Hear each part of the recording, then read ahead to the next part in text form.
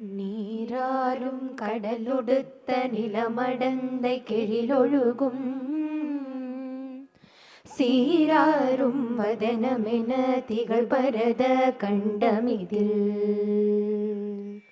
தெக்கனமும் அதில் சிறந்த திராவிடர் திருநாடும் தக்க சிறு பிறை நுதலும் தரித்தனரும் திலகமுமே அத்திலக வாசனை போல் அனைத்துலகும் இன்பமுற எத்திசையும் புகழ் மணக்க இருந்த பெரும் தமிழனங்கே தமிழனங்கே உன் சீரிழமை திறம் வியந்து செயல் மறந்து வாழ்த்துதுமே வாழ்த்துதுமே வாழ்த்துதுமே.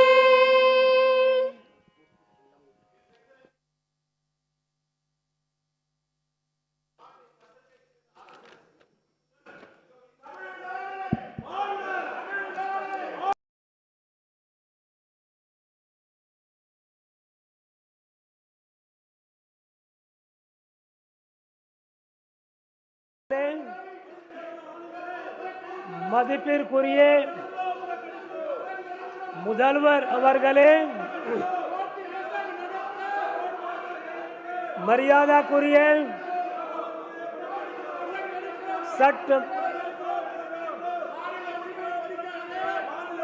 சட்டமன்ற உறுப்பினர்களே,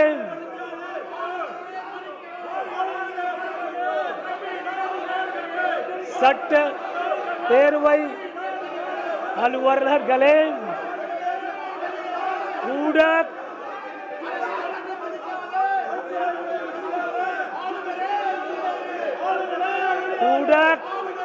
நண்பர்களே, என் இனிய தமிழ சகோதர சகோதரிகளே, அனைவருக்கும் வணக்கம்.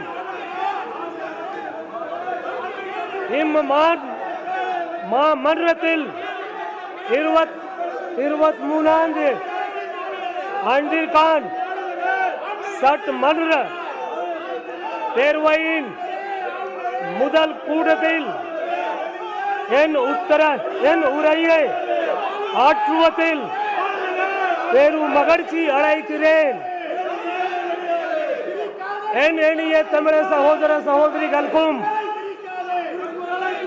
இம்மன்றத்தில் உள்ள அனைவருக்கும் ஆங்கில புத்தாண்டு வாழ்த்துக்களையும் வளவர திருநாளாம் பொங்கல் திருநாள் வாழ்த்துக்களையும் தெரிவித்துக் கொள்கிறேன். இந்த புத்தாண்டில் நம்ம மாநிலத்தில் மகிழ்ச்சியும் வளமும் வளர்ச்சியும் மென்மேலும் பெருக்க உள்மாற அந்த வாழ்த்துக்களை தெரிவித்துக் கொள்கிறேன். வரப்புயர் நீர் உயரும், நீருயர் நேல் உயரும், நேல் உயர குழி உயரும், குழி உயர கோல் உயரும், கோல் உயர கோல் உயர்வான். என் அவையாரின் முதுமொழியை சொல்லி என் உரையை தொடங்குகிறேன்.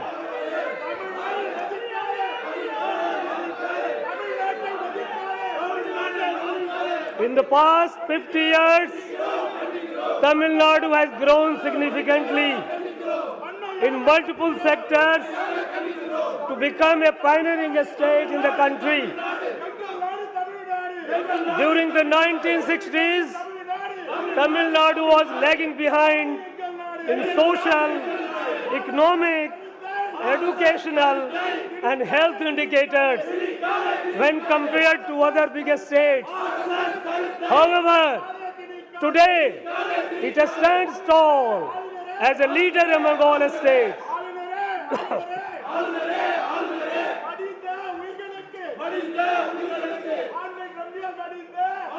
In the last year and a half, Our Honorable Chief Minister has led the government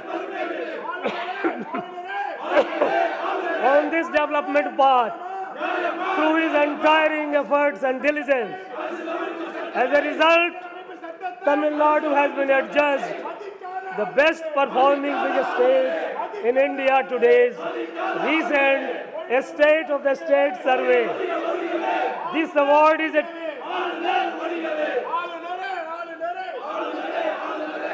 for people of Tamil Nadu to celebrate Pongal in a festive manner.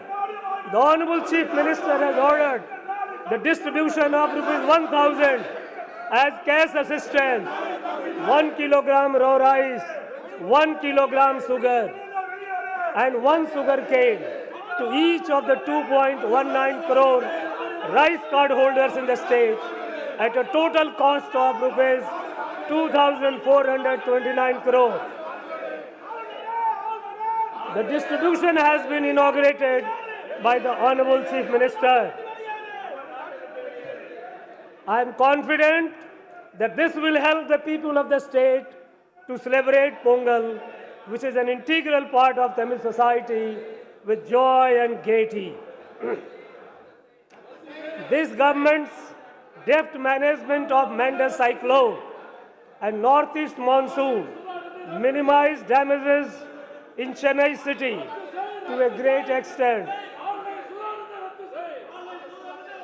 In particular, construction of a stormwater drains for a length of 261 kilometers, another flood mitigation projects worth rupees 1,335 crore in Chennai city and peri-urban areas were sanctioned by this government, and of these 209 works were completed well before the onset of monsoon.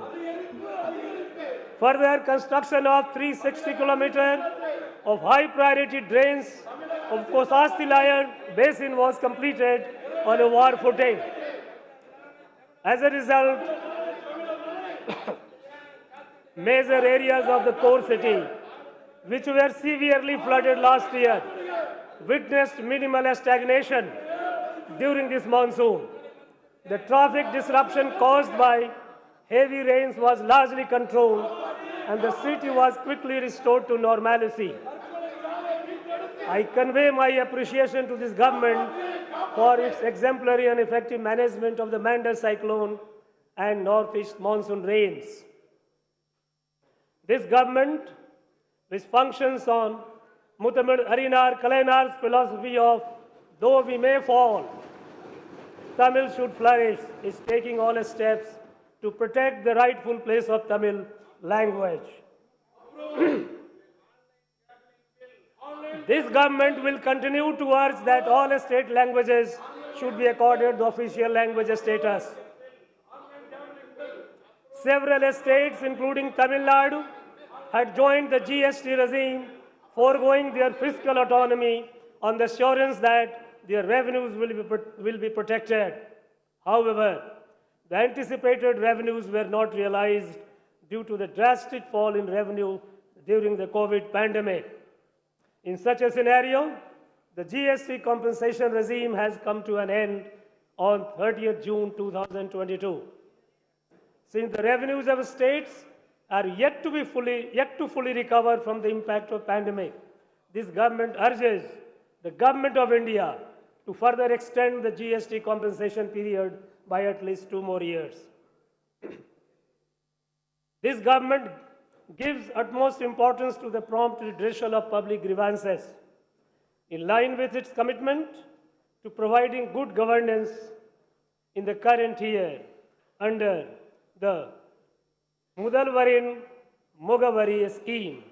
Out of 17.70 lakhs petitions received so far, more than 16.28 lakh petitions have been disposed. In order to ensure satisfactory resolution of these petitions, a monitoring unit has been established. In order to provide opportunities to the global Tamil diaspora to learn Tamil language and preserve Tamil culture, the government has established Tamil Parappurai Kadagam. The non-resident Tamils Welfare Board has been set up to act as a bridge between non-resident Tamils and their motherland and to protect their interest. As a part of these initiatives, this government has declared January 12 as Non-Resident Tamils Day, which is being celebrated. January 12 is also the National Youth Day and is the birthday of our great patriotic saint and leader Swami Vivekananda. Due to the economic crisis and resultant food shortage in Sri Lanka, the government of Tamil Nadu extended humanitarian assistance to Sri Lankans and sent rice, milk powder, and life-saving medicines worth rupees 174 crore. The aid extended by the government of Tamil Nadu in these trying times has been widely appreciated. Due to the economic crisis, 216 Sri Lankan Tamils have come to Tamil Nadu and have been accommodated in camps where they are being provided with food, clothing, and basic amenities. This government is continuously taking measures to prevent drug smuggling, including a stringent enforcement of law and awareness creation among people.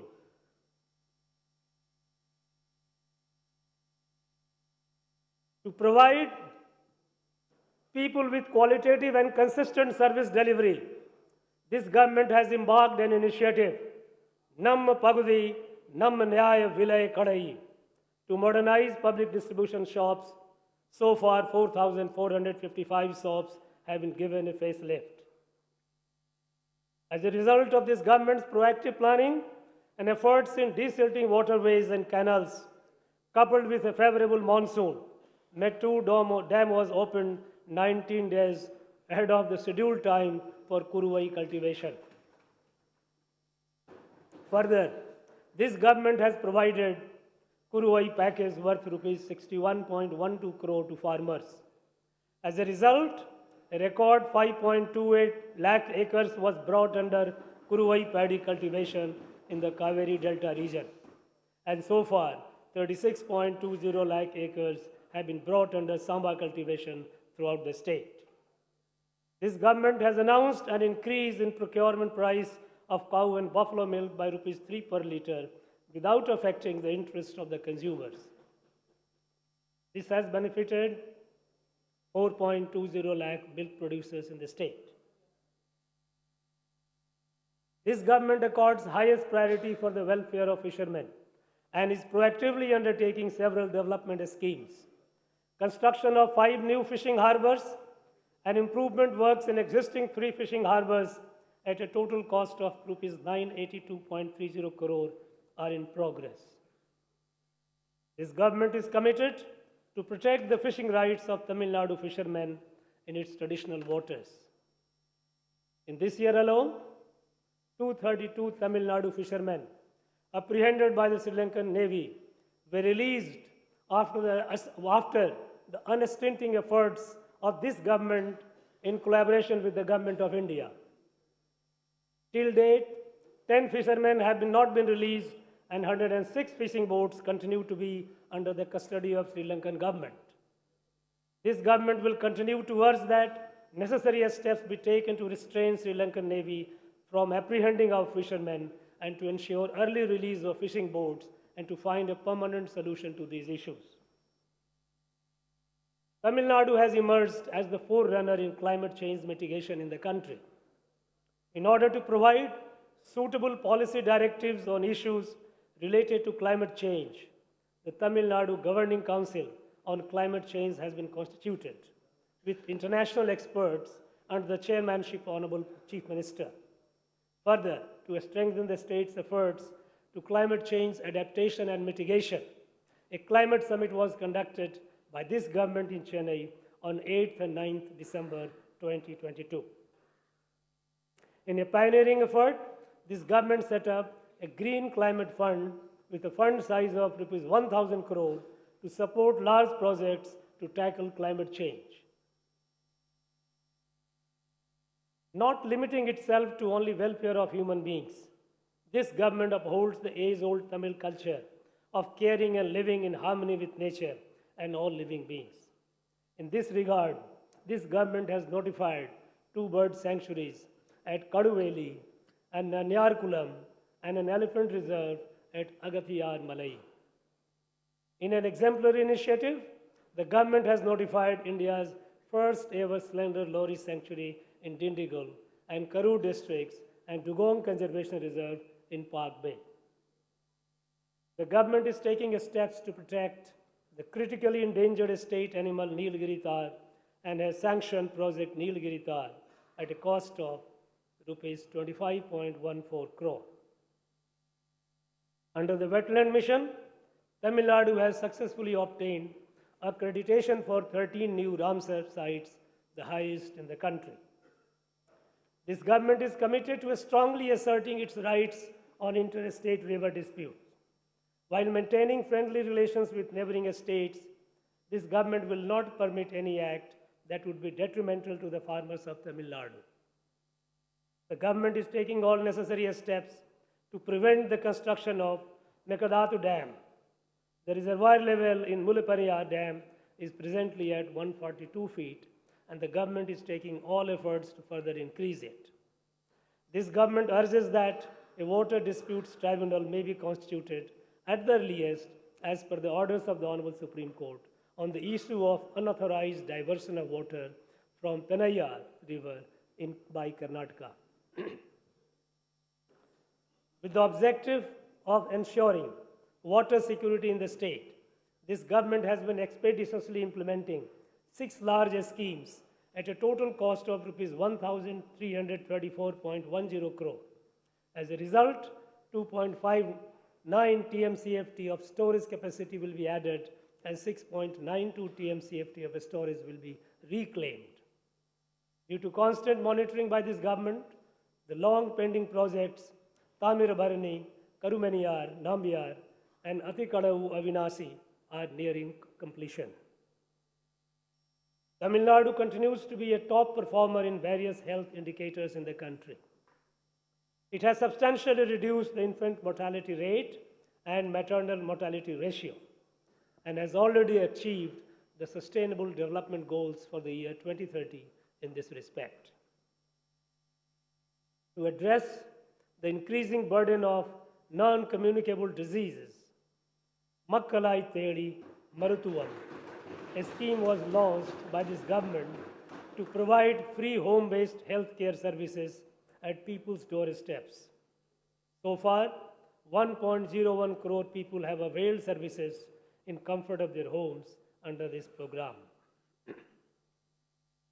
This government had launched a noble scheme, Inuir Kapom, Nammai Kakum, Napatetka, a first of its kind initiative in the country to provide free emergency medical care to all during the first 48 hours of an accident occurring in Tamil Nadu.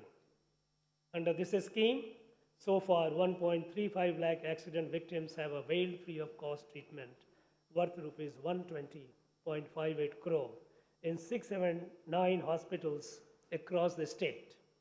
As a result, countless precious lives have been saved. Recently, few countries have witnessed a spurt in COVID cases due to a new variant of Omicron virus. This government, which successfully handled the second and third waves of COVID in collaboration with the Government of India, has set up adequate health infrastructure in the state and has taken all precautionary measures to tackle future challenges. This government considers that the NEET exam system is highly disadvantageous to poor rural students and infringes on the rights of state governments. A committee headed by Justice A.K. Rajan was constituted to study the issue. Based on the recommendations of the committee, a draft bill to exempt medical students in Tamil Nadu from NEET exam was passed in the Assembly and sent for presidential assent. Since all clarification requested, the bill have been provided for the bill have been provided, this government seeks expeditious approval of the same. To bridge learning losses that occurred due to COVID, this government is implementing one of the largest learning outreach programs, Ilam Thedi Kalavi, a path-breaking initiative in the country. With the help of 2 lakh volunteers, this program has benefited over 34 lakh students of classes 1 to 8. A study conducted by the world-renowned research organization JPAL has observed that Ilam Thedi Kalavi has significantly contributed towards recovery of learning losses of up to 25% in a span of 6 months. I am happy to inform that these results were presented at the Transforming Education Summit held alongside the United Nations General Assembly meetings and were widely appreciated. To ensure that all primary school children are able to read with comprehension and perform basic arithmetic operations by 2025, this government is implementing the Ennum Edudum program. It is the avowed objective of this government to ensure holistic development of every student through quality education. To achieve this objective, Nerasiriyar Anubalagan School Development Scheme has been launched to modernize government schools and upgrade infrastructure over the next 5 years with an allocation of Rs 1,430 crore in the current year. In addition, the Honorable Chief Minister has announced that 7,200 new classrooms will be constructed with an outlay of Rs 1,050 crore. This government has planned to upgrade the 45-year-old Chennai Book Fair to global standards and will organize the Chennai International Book Fair for the first time from 16th to 18th January 2023 with participation from more than 25 countries. The objective of the book fair is to facilitate knowledge and copyright exchange between Tamil publishers and the global publishing industry. To realize Pavinder's dream, when shall we herald the day when the people of 1,000 languages will see the beauty of our mother Tamil and the poems of my Tamil people? The government of Tamil Nadu will provide a special grant to translate acclaimed Tamil literary works into international and other Indian languages. This government is taking steps to provide quality higher education and create a highly qualified and skilled human resource that would fulfill the needs of a fast-growing nation. To encourage girls and students to pursue higher education, this government has launched a landmark scheme, Moovalur Ramamirtham Ammayyar Ninnaiva Pudumai Pen Tittam. Under this scheme, Rs 1,000 is provided every month as cash assistance to all girl students pursuing higher education who have studied in government schools from 6th to 12th standard. In the current academic year, 1,28,780 girl students have benefited through this scheme, and this number is expected to cross 2 lakh before the end of this financial year. As a result of this scheme, the enrollment of girl students from government schools and colleges has increased considerably during the current academic year as compared to the previous academic year. To meet the needs of industry, new courses have been introduced in polytechnic colleges. Further, this government has begun women-friendly diploma courses to increase their employment opportunities. Civil and mechanical engineering diploma courses are being imparted in Tamil medium from the current academic year. For the first time in the country, this government has successfully conducted the International Chess Olympiad in Chennai, which was attended by around 1,800 sportspersons and delegates from over 180 nations. The event was inaugurated by the Honorable Prime Minister of India. The meticulous and efficient organization of the event by the government was lauded by one and all. I appreciate the government of Tamil Nadu for having spectacularly conducted this international event in such a short span of time, much to the acclaim and admiration of the world. The Chief Minister's Cup has been announced by the government to promote sporting events across the state. In these competitions, school and college students, differently abled persons, government servants and public in 5 categories comprising both men and women will take part in various sports competitions, including athletics, football, kabaddi, and silambam. These competitions will be held throughout the state. A Global Technology and Innovation Summit, UMASIN, will be held for the first time in Chennai in March 2023. It will bring together tech companies, investors, academia, and policymakers on a single platform, and will provide new vigor and fillip to the technology industry. The Noon Meal Scheme, which was introduced by the Justice Party in 1920 in Chennai Corporation, has been expanded over a period of time and has today become a model for the entire country. It has been instrumental in ensuring enrollment and retention of large number of students in schools. Despite having aspirations to learn, many students are unable to concentrate in studies as they come hungry to schools in the morning without eating breakfast. To address this problem, the Chief Minister's breakfast scheme has been launched, which adds a new dimension to the Noon Meal Scheme. In the first phase, this scheme is being implemented in 1,545 government primary schools, benefiting 1.14 lakh students daily. I firmly believe that this scheme will also be a model for the entire nation, similar to the Noon Meal Scheme. The Honorable Chief Minister has set the goal of a $1 trillion economy by the year 2030, with the objective of bringing living standards of people on par with developed countries and making Tamil Nadu the best state across sectors. As a result of several investment conclaves and global outreach activities undertaken by this government since July 2021, 207 MOUs have been signed with a cumulative investment commitment of Rs 2,23,210 crore and employment opportunities to 3,44,150 persons. It is notable that Tamil Nadu has attracted foreign direct investment worth Rs 28,232 crore during this period. This government has released several sectoral policies such as the Tamil Nadu Life Sciences Promotion Policy, Tamil Nadu Research and Development Policy, Tamil Nadu Footwear and Leather Policy, and Tamil Nadu Aerospace and Defense Industrial Policy in 2022. Further policies to promote ethanol blending, green hydrogen, and e-vehicles will be released shortly. For creating an enabling ecosystem for IT companies to set up in towns other than Chennai, mini tidal parks are being established in 7 locations.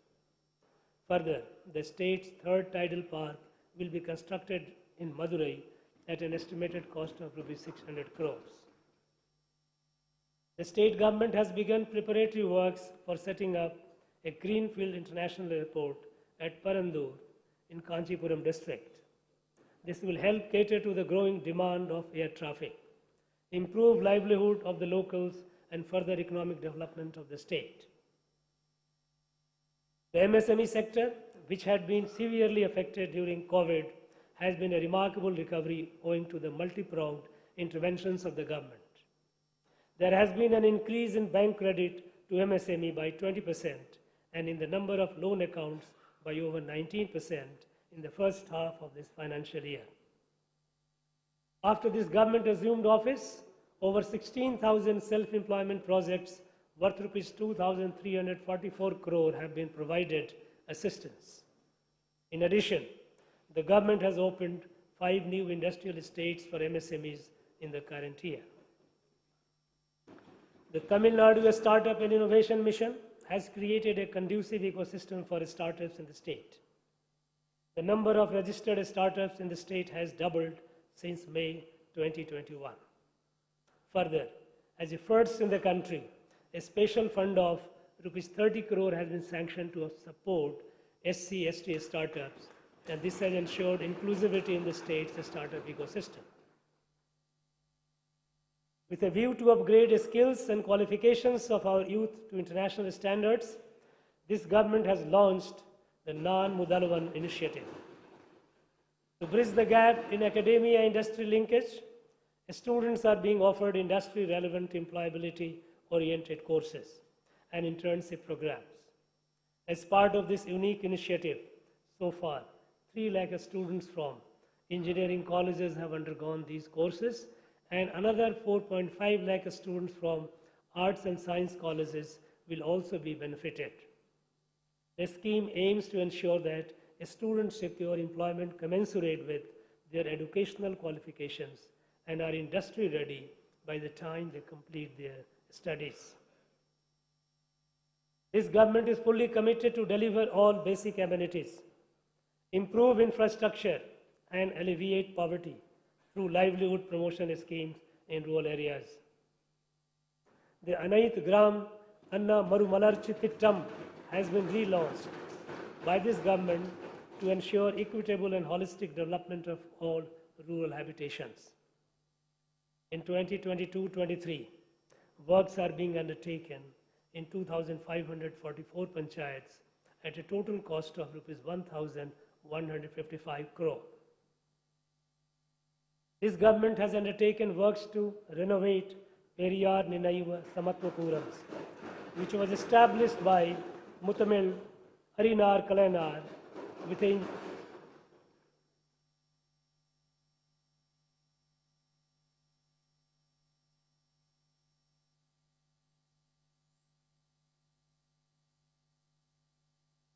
engineer. Huh? No,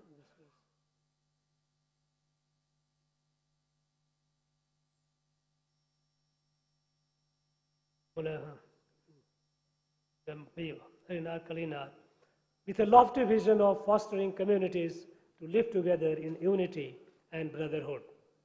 In the first phase, 149 Samatwapurams have been taken up for renovation at a cost of Rs 190 crore, and the works will be completed shortly. Similarly, to upgrade infrastructural amenities in urban areas, the Honorable Chief Minister had announced in the previous Assembly session that a length of 20,990 kilometers of urban roads will be developed at a cost of Rs 9,588 crore in the next 4 years.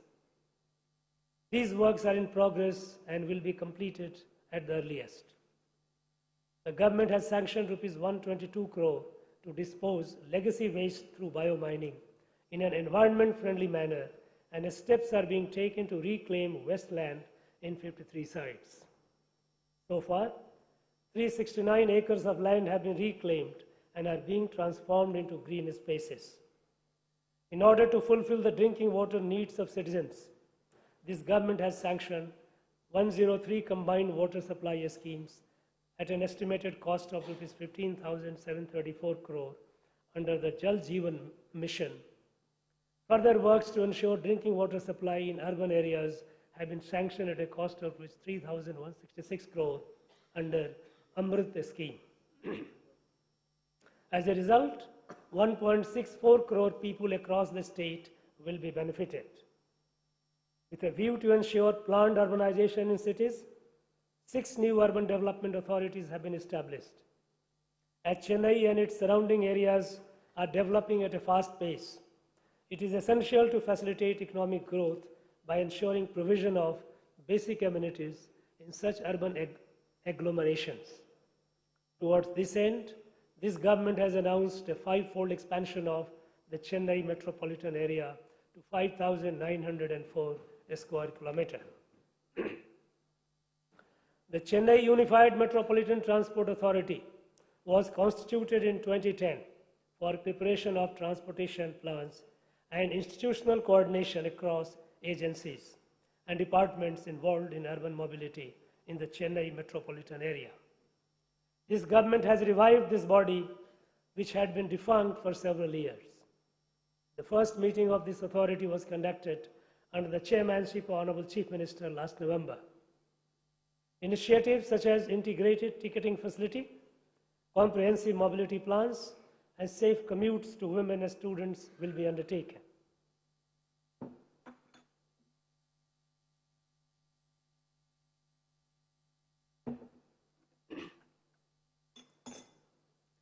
This government recognizes the importance of plant growth in surrounding areas of Chennai to ensure sustainability of the city's fast-paced growth.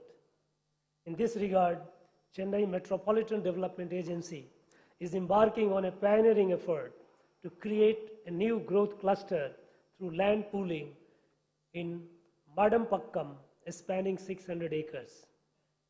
Land will be pooled with the consent of landowners and classified based on their uses to promote plant development, while ensuring that the benefits of development are shared with the landowners.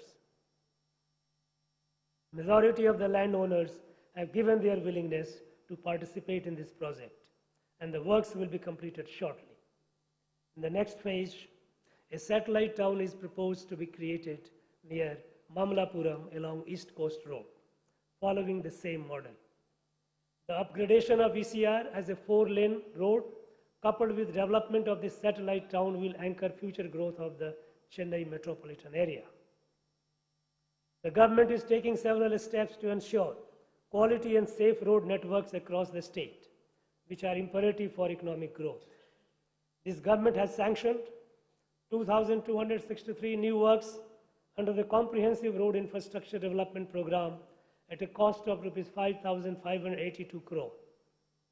New works for converting 131 causeways to high-level bridges at a cost of Rs 560 crore, construction of bypasses at a cost of Rs 142 crore, and 8 railway overbridges at a cost of Rs 327 crore have been taken up in the current year.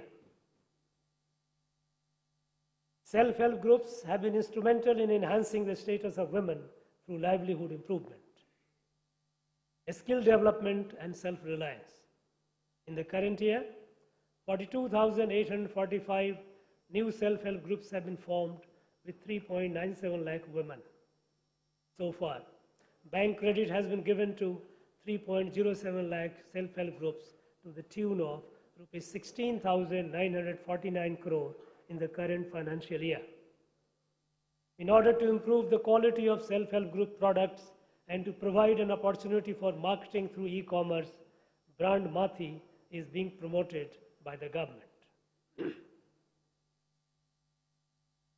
The revolutionary scheme of providing free travel to all women in ordinary town buses has led to not only economic upliftment but also social empowerment of women in the state. On a daily basis, 36 lakh trips are being undertaken by women. A study commissioned by the State Planning Commission has revealed that a woman passenger saves approximately Rs 888 per month as a result of this scheme. This government is committed to replace the existing aged fleet with environment-friendly new green buses. Steps are being taken to procure 2,213 BS6 buses and 500 electric buses with KfW funding and 1,000 BS6 buses with state funding, and they will come into operation this year. The first phase of Chennai Metro Rail, covering 54 kilometers in 2 corridors, is providing world-class metro rail services. The ridership has been a steady increase after the COVID pandemic from an average of 1.76 lakh per day in June 2022 to 2.07 lakh per day in December 2022. The implementation of phase 2 of this project for a length of 118.9 kilometers at a total project cost of Rs 63,246 crore is progressing at a fast pace. This government is harnessing the immense tourism potential of the state and has adopted and integrated a strategy to propel tourism-based economy. Adventure and eco-camping sites are being set up in lesser-known places to provide unique experiences to tourists and also create livelihood opportunities for the local people. To commemorate the legacy of the inimitable great Tamil Emperor, Rajaraja Cholan, the government has announced that his birth anniversary, Sadai Vida, will be henceforth be celebrated as a government function. Further, the Rajaraja Cholan Mani Mandapam will be renovated and embellished to showcase the glory of the Chola Empire. The Honorable Chief Minister has also announced that the birth anniversary of Adi Tiruvadirai of the mighty Tamil Emperor Rajendra Chola, who reigned over vast swaths of the world, will henceforth be celebrated as a government function.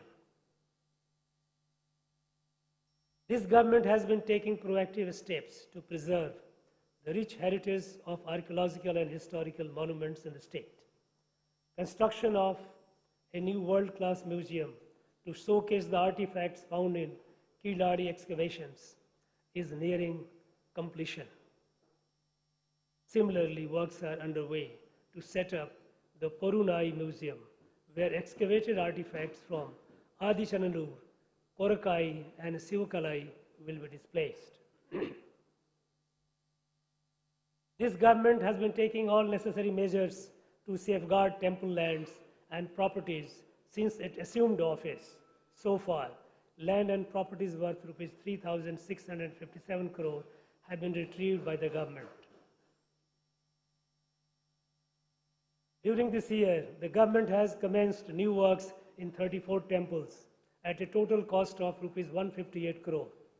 Further, the Honorable Chief Minister laid the foundation for works as part of the master plan of Tiruchendur Temple at an estimated cost of rupees 300 crore. This government, true to its philosophy of furthering inclusive growth, is implementing various special schemes towards socio-economic and educational development of the marginalized and weaker sections of the society.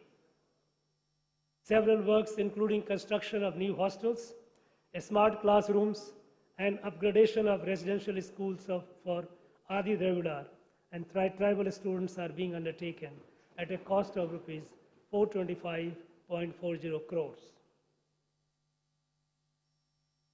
Works are in progress for the construction of 1,537 houses for particularly vulnerable homeless tribals throughout the state.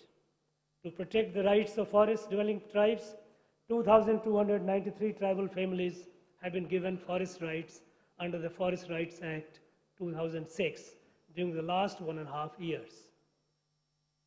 Tamilnadu has adopted a unique reservation system to further social justice in the state and ensure advancement of socially backward classes. This government is firm on continuing the present reservation policy in the state, as the 10% quota for economically weaker section is against the ideals of the social justice. To ensure economic development of socially backward sections of the society, steps are being taken to provide loans worth rupees 210 crore through the Tamil Nadu Backward Classes Economic Development Corporation and Tamil Nadu Minorities Economic Development Corporation. The government is firmly committed to safeguard the rights and interests of minorities in the state. The scheme of providing subsidy to pilgrims undertaking Hajj and Jerusalem pilgrimage will be continued. The upliftment of weaker and marginalized sections of the society is an important objective of this government. The Honorable Chief Minister has ordered that pension for differently abled persons will be enhanced from rupees 1,000 to rupees 1,500 per month, and maintenance allowance from rupees 1,500 to rupees 2,000 for severely affected persons with disabilities. The enhanced amounts are being provided at an annual additional cost of rupees 388 crore, benefiting 6.45 lakhs differently abled persons across the state. This government has announced an increase in dearness allowance from 34% to 38%, effective from 1st of January 2023, keeping in mind the welfare of government employees. This will benefit around 16 lakh government employees, teachers, pensioners, and family pensioners. This will result in an additional expenditure of rupees 2,359 crore per annum. The process of receiving life certificates for pensioners has been digitized and made easier, allowing the pensioners to avail this service from the comfort of their home. Since this government took office, in 2021, the state was severely affected by heavy flooding and rains, and normal life was disrupted. Based on the learnings of that disaster, this government has effectively managed the recent cyclone and rains.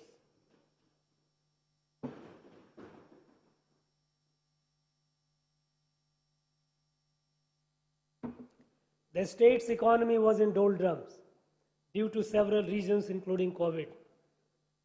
Within the last year and a half, due to the economic reforms, welfare schemes, and development works carried out by this government, the economy has been revived and the state has been marching ahead in the path of development.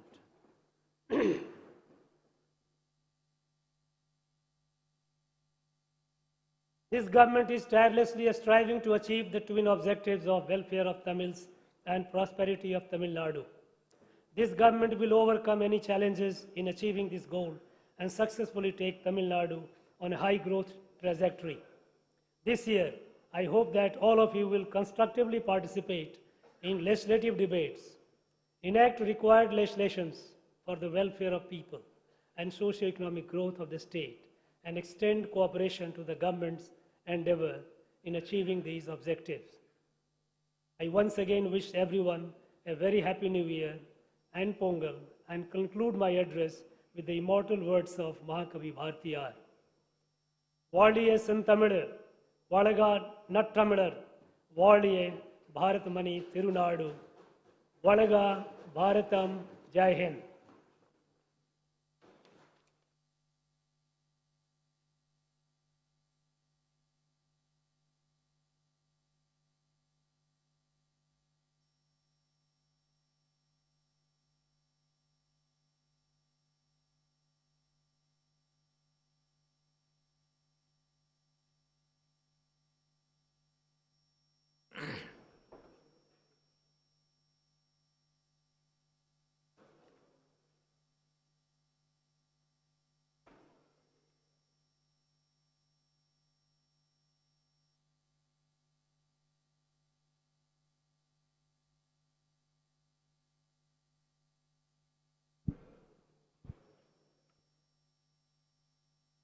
மாண்புமிகு சட்டமன்ற பேரவை உறுப்பினர்களே வணக்கம்.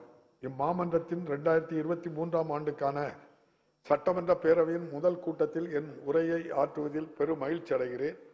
தமிழ்நாட்டு மக்களுக்கும் இம்மாமன்றத்தின் அனைத்து உறுப்பினர்களுக்கும் எனது புத்தாண்டு மற்றும் தமிழர் திருநாளான பொங்கல் நல்வாழ்த்துக்களையும் தெரிவித்துக் கொள்கிறேன். இந்த புத்தாண்டில் நம் மாநிலத்தில் மகிழ்ச்சியும் வளமும் வளர்ச்சியும் மென்மேலும் பெருக என் உளமார்ந்த வாழ்த்துக்களை தெரிவித்துக் கொள்கிறேன். கடந்த 50 ஆண்டுகளாக பல்வேறு துறைகளில் தமிழ்நாடு நமது நாட்டில் உள்ள மாநிலங்களில் முன்னோடி மாநிலமாக பெரும் வளர்ச்சி கண்டுள்ளது. 1960களில் இந்தியாவின் மற்ற பெரிய மாநிலங்களோடு ஒப்பிடும்போது சமூக, பொருளாதார, கல்வி, மருத்துவ குறியீடுகளில் பின்தங்கி இருந்த தமிழ்நாடு இன்று அனைத்து மாநிலங்களுக்கும் முன்னோடியாக உயர்ந்து நிற்பதற்கு முதற் காரணம் இக்காலகட்டத்தில் சமூக நீதி, சமத்துவம், சுயமரியாதை, பகுத்தறிவு ஆகிய கொள்கைகளை அடித்தளமாக கொண்டு இங்கு கட்டமைக்கப்பட்டுள்ள மிகச்சிறந்த ஆட்சி முறையே அனைவரையும் உள்ளடக்கிய இந்த வளர்ச்சி கோட்பாட்டின் விளைவாகவே பிரதமரின் பொருளாதார ஆலோசனை குழு அண்மையில் மாநிலங்களின் வளர்ச்சி நிலை குறித்து ஆய்வு செய்து வெளியிட்டுள்ள சமூக வளர்ச்சி குறியீட்டு அறிக்கையில் சோசியல் ப்ராக்ரஸ் இண்டெக்ஸ் 63.3 புள்ளிகளை பெற்று இந்தியாவின் பெரிய மாநிலங்களில் தமிழ்நாடு முதலிடம் பெற்றுள்ளது. சமுதாயத்தில் ஒடுக்கப்பட்டோர், விளிம்பு நிலையில் உள்ளோர், பிற்படுத்தப்பட்டோர் போன்றோருக்கு அதிகாரம் அளித்து அவர்களின் நலன் காத்துள்ள இந்த திராவிட வளர்ச்சி பாதையில் இந்த அரசு மேலும் உத்வேகத்தோடு தொடர்ந்து பீடு நடை போடும். இந்த வளர்ச்சி பயணத்தில் கடந்த 1.5 ஆண்டுகளாக நமது மாண்புமிகு முதலமைச்சர் அவர்கள் அயராது உழைப்போடும் அக்கறையோடும் இந்த அரசை வழிநடத்தி வந்துள்ளார்கள். இந்த வகையில் அண்மையில் இந்தியா டுடே பத்திரிகை நடத்திய மாநிலங்களின் நிலை என்ற ஆய்வு சிறப்பாக செயல்படும் பெரிய மாநிலங்களில் முதன்மை மாநிலம் தமிழ்நாடு என்று முடிவு செய்துள்ளது. இந்த சாதனை நம் மாண்புமிகு முதலமைச்சர் அவர்களின் ஆற்றல் மிக்க தலைமைக்கும் சமூக நீதியையும் அனைவரையும் உள்ளடக்கிய வளர்ச்சியையும் அடிப்படையாக கொண்ட திராவிட மாடல் ஆட்சிக்கும் அளிக்கப்பட்டுள்ள நற்சான்றாகும். திராவிட மாடல் ஆட்சிக்கும் அளிக்கப்பட்டுள்ள நற்சான்றாக இந்தியாவே இதை ஏற்றுக்கொள்கின்ற வகையில் உள்ளது.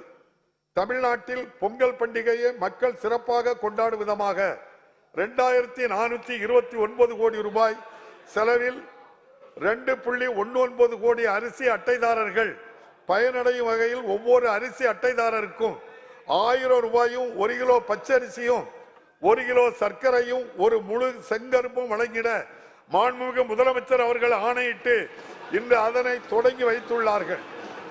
தமிழ்நாட்டு மக்கள் அனைவரும் உவகையுடன் தமிழர் திருநாளை கொண்டாடிட இது பெரிதும் உதவும் என நான் நம்புகிறேன். மாண்டஸ் புயல் வடகிழக்கு பருவமழையை அரசு சிறந்த முறையில் கையாண்டதால் சென்னை மாநகரில் அதன் தாக்கம் மிக குறைந்த அளவிலேயே இருந்தது. குறிப்பாக சென்னை மற்றும் புறநகர் பகுதிகளில் மழைக்காலம் தொடங்குவதற்கு முன்னரே 261 கிலோமீட்டர் நீளமுள்ள மழைநீர் கால்வாய்கள் மற்றும் இதர வெள்ளத்தடுப்பு திட்டங்களுக்காக 1335 கோடி ரூபாய் அரசால் ஒதுக்கீடு செய்யப்பட்டு அதில் 200 கிலோமீட்டர் நீளமுள்ள கால்வாய்கள் கட்டி முடிக்கப்பட்டுள்ளன. மேலும் கொசத்தலை ஆற்றில் 360 கிலோமீட்டர் நீளத்திற்கு மிக முக்கிய மழைநீர் கால்வாய்கள் போர்க்கால அடிப்படையில் கட்டமைக்கப்பட்டுள்ளன. இதன் விளைவாக கடந்த காலங்களில் அதிக அளவில் மழை வெள்ள பாதிப்பிற்கு உள்ளான சென்னை மாநகரின் முக்கியமான பகுதிகள் இந்த பருவமழை காலத்தில் மிக குறைந்த அளவிலேயே பாதிப்படைந்தன. மழை வெள்ளத்தின் காரணமாக ஏற்படக்கூடிய போக்குவரத்து நெரிசலும் பெருமளவு குறைக்கப்பட்டு மாநகரம் உடனடியாக இயல்பு நிலைக்கு திரும்பியது. மாண்டஸ் புயலையும் வடகிழக்கு பருவமழையையும் மிகச்சிறப்பாக கையாண்ட இந்த அரசுக்கு எனது பாராட்டுகளை தெரிவித்துக் கொள்கிறேன். வீழ்வது நாமாக இருப்பினும் வாழ்வது தமிழாக இருக்கட்டும் என்ற முத்தமிழறிஞர் கலைஞர் அவர்களின் கொள்கை நிலைப்பாட்டுடன் செயல்படும் இந்த அரசு தமிழ் மொழியின் உரிமையை காக்க அனைத்து நடவடிக்கைகளையும் மேற்கொண்டு வருகிறது.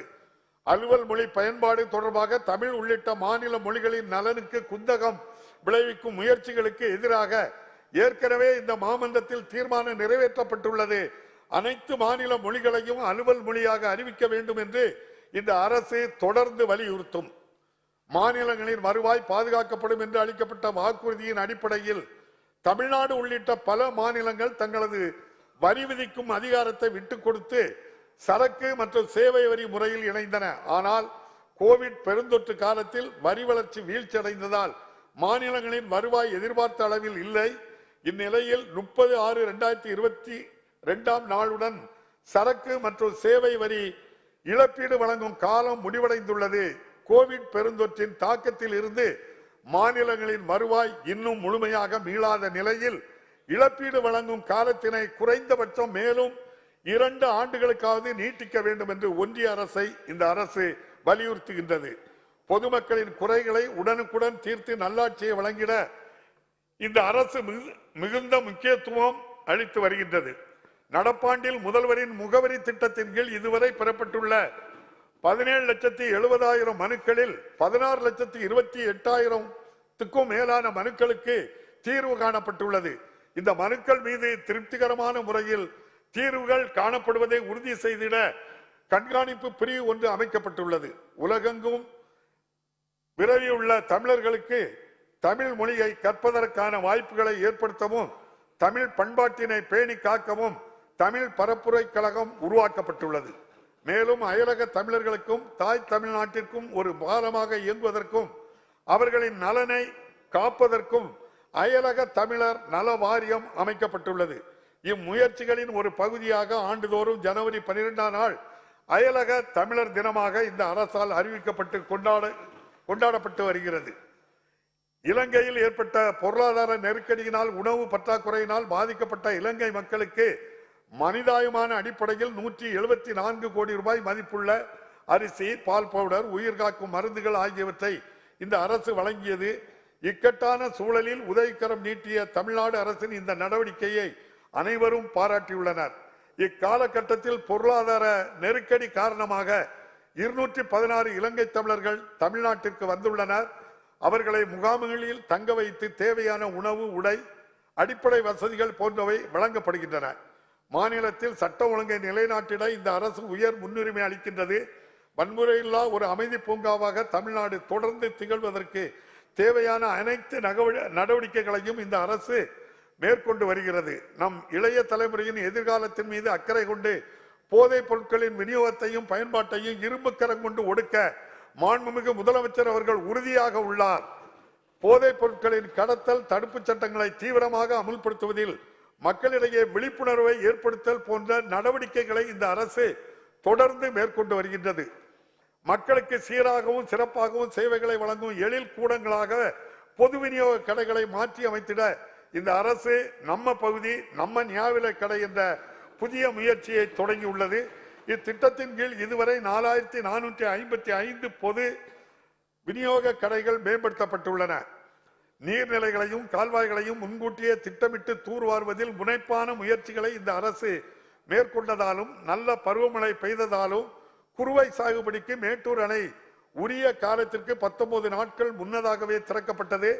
மேலும் உழவர்களுக்கு 61 கோடியே 12 லட்சம் மதிப்பிலான குறுவை தொகுப்பை இந்த அரசு வழங்கியுள்ளது.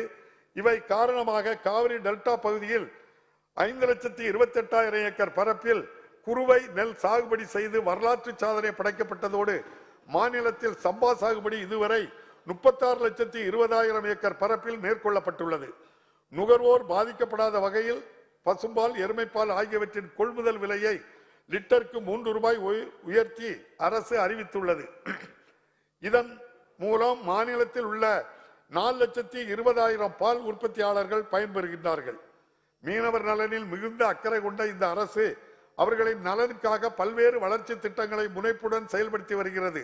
தமிழ்நாட்டில் 5 புதிய மீன்பிடி துறைமுகங்கள் அமைக்கும் பணிகளும் 3 மீன்பிடி துறைமுக மேம்பாட்டு பணிகளும் மொத்தம் 982 கோடியே 30 லட்சம் ரூபாய் மதிப்பீட்டில் மேற்கொள்ளப்பட்டு வருகின்றன. பாரம்பரிய கடற்பகுதியில் தமிழ்நாட்டு மீனவர்களின் மீன்பிடி உரிமைகளை பாதுகாப்பதில் இந்த அரசு உறுதியாக உள்ளது.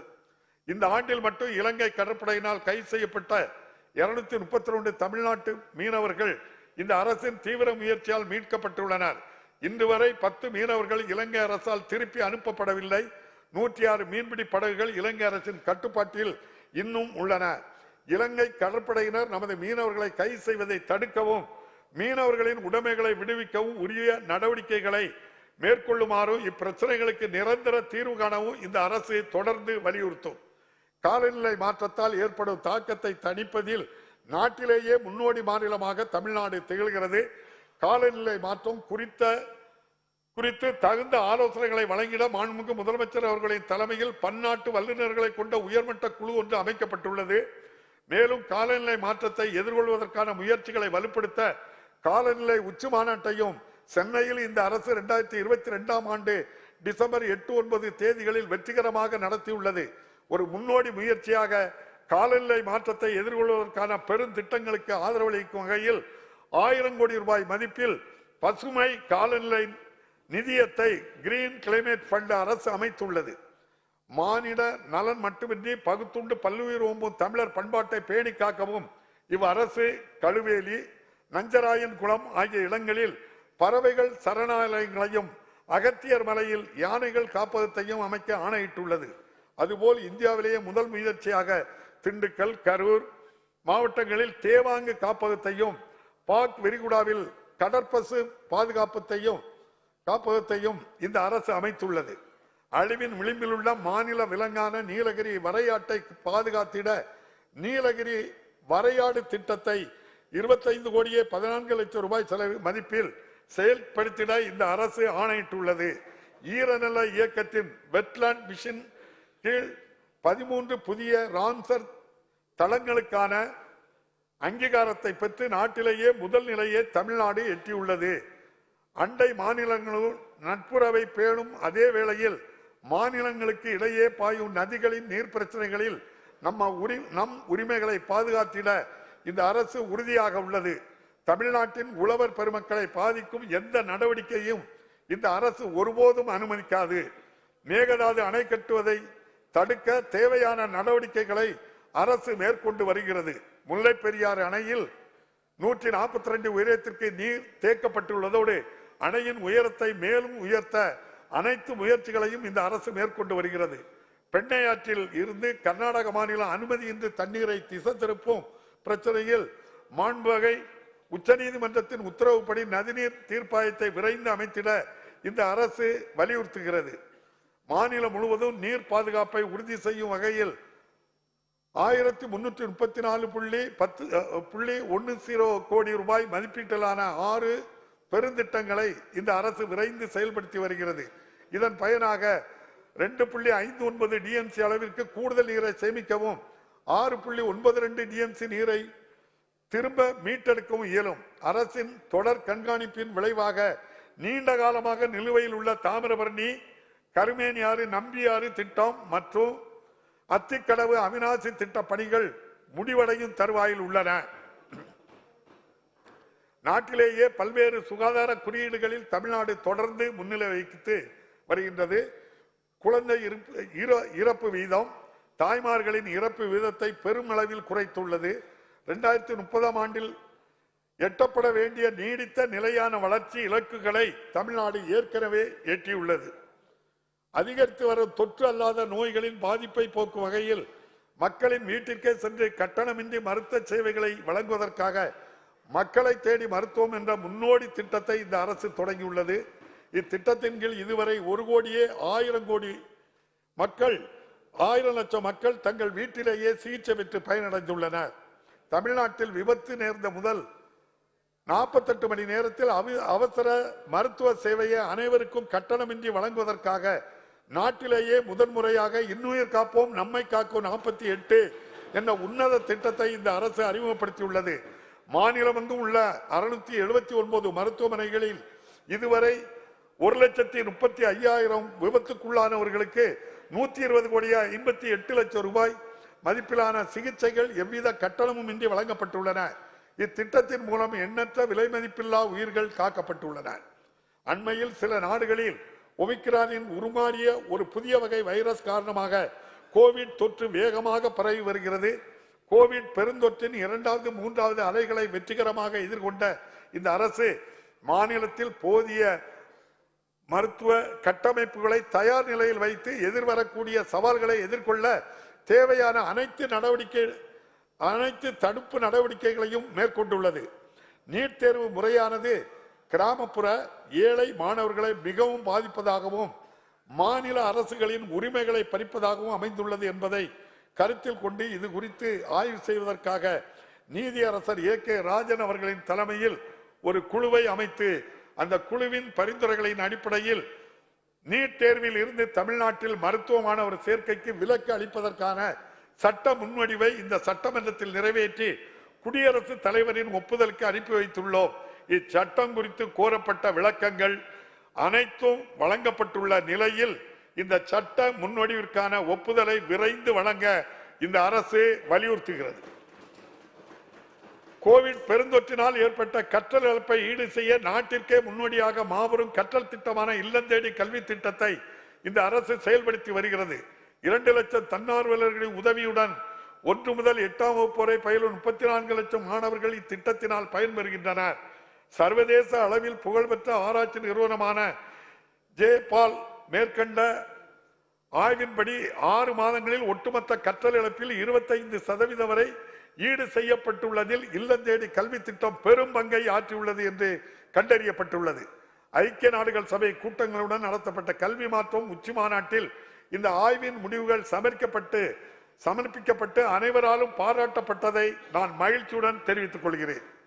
2025ஆம் ஆண்டுக்குள் தொடக்க பள்ளியில் பயிலும் அனைத்து குழந்தைகளும் புரிதலுடன் படிக்கவும் எண்கணிதத்தில் திறன் பெறுவதற்கும் எண்ணும் எழுத்தும் திட்டமும் செயல்படுத்தப்படுகிறது.